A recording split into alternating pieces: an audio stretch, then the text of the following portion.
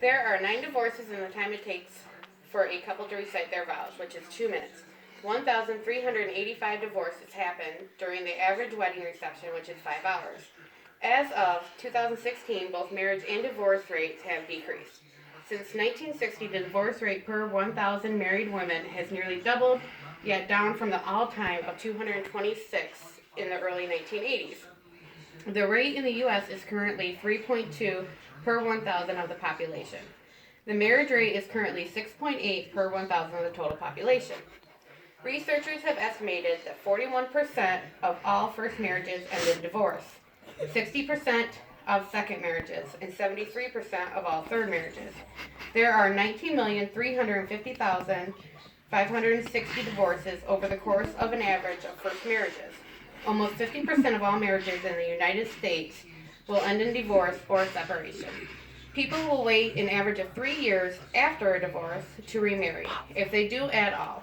On average, wives are the ones who will most often Go. be the ones to file for divorce. This is at a 66% average, and that has soared 75% in some years. In 2011, only 29 of every 1,000 divorced or widowed women had actually remarried. Adult women in the U.S. that are divorced or separated is 15% compared to less than 1% in 1920. Over a 40-year period, 67% of first marriages will terminate.